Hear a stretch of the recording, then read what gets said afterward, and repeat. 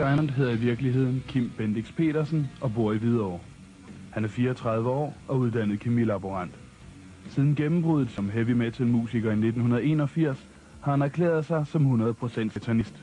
Det vil sige, han tilbeder satan. King Diamond er mere populær end de fleste nok vil være klar over. Han sælger en 300-400.000 plader årligt på verdensplan, og her i fanklubben kan vi mærke, at vi får mange henvendelser. Vi får en 6-7.000 minimum om året, og det er et tal, der stiger hvert år. Der er mange, der synes, de har været til en god koncert, så er der mange, der måske gerne vil købe en t-shirt. Og så er der igen breve af lidt mere alvorlige karakterer. Vi får faktisk overraskende mange breve fra folk, der siger, at hvis det ikke havde været for King Diamond, så havde de nok begået selvmord i dag. Og velkommen hertil, King Diamond. Ja, tak. Du er satanist. Kan du ikke prøve at forklare os, hvad er det, du tror på? Jo, det er jo meget forskelligt med det folk, de traditionelt har som opfattelse af det. Det drejer sig hovedsageligt om at leve sine følelser ud i livet, uden at føle, at det er syndigt på nogen måde. Det drejer sig blandt andet om, at selvfølgelig har man stolthed. Alle mennesker har stolthed. Det er noget, der står i Bibelen, at det må man ikke have. Bare det, at du har taget en fin jakke på i dag, det er stolthed, fordi man skal vise sig over for andre mennesker.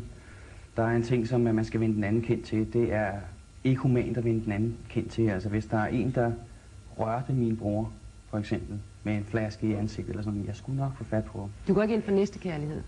Absolut. Nå. Jo. Men jeg vender ikke den anden kendt til, hvis der er en, der laver noget med mig, så skal der ske retfærdighed. Det er en ting. Næstekærlighed, jeg elsker i allerhøjeste grad dem, som jeg har nær og tæt på mig. Dem elsker jeg tifold. Men jeg spilder ikke min kærlighed på folk, som jeg ikke kender. Det er ingen grund til. Jeg vil hellere give al den kærlighed også til de mennesker, som virkelig betyder noget. Men I lægger også meget betydning i de ukendte kræfter. Har du haft nogle oplevelser med de kræfter? Absolut, ja. Det har jeg. Det var det, der sådan set satte mig i gang med at studere lidt mere og prøve at finde ud af, hvad det egentlig drejede sig om.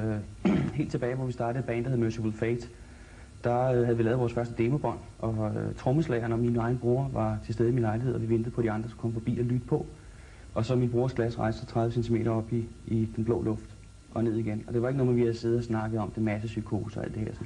Jeg har haft masser af mærkelige oplevelser. Folk er blevet taget af ingenting i min lejlighed. Hvor kommer satan? Altså ordet satan, det er jo også inde i billedet. Ordet satan står jo og betyder jo direkte modsat eller omvendt. Og det er derfor, at korset er vendt omvendt, som man kan se. Altså korset vender den anden vej. Og det betyder, at det står for det omvendte, og det satanisme er meget det omvendte af, hvad kristendommen står for. Det er ikke også noget med det onde, det symboliserer vi tit satan med. Altså satan, når du skal ind på det spirituelle, drejer sig om de ukendte kræfter. Det er ikke den kristne Gud eller den kristne satan. Det er to guder inden for kristendommen, der intet har med satanisme at gøre. Okay. Så skal jeg høre Jesper og Robert. I sidder her henholdsvis 16 og 17 år, og I har været fans ret længe, kan jeg forstå på det hele af King Diamond. Hvor længe har I været fans? Jeg har været 3 og 4 år nu.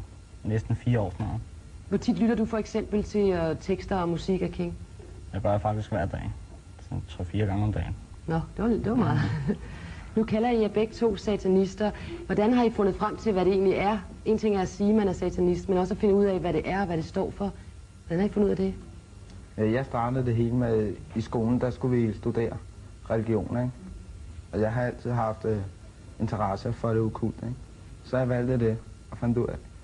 Det var egentlig mere end, hvad jeg troede, det var, og fandt ud af. Hvad fandt du for eksempel ud af om det? Det er samme, som King nævnte her. Ikke vende den anden kendt til, vel? Så er man en fejhund, ikke? Eller hvad man vil kalde det.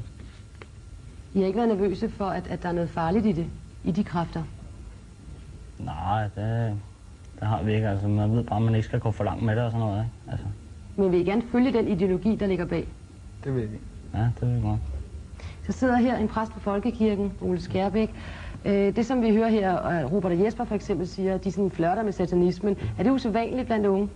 Jeg synes, der er en stigende interesse for det okkulte. Der var lige en stillstand for et års tid siden, men nu er det blusset op igen. Der kommer mange henvendelser fra skolerne om det. Er det noget, der bekymrer, eller er du ligeglad som præst og siger, lad dem dog bare lege med det? Det er klart, det bekymrer.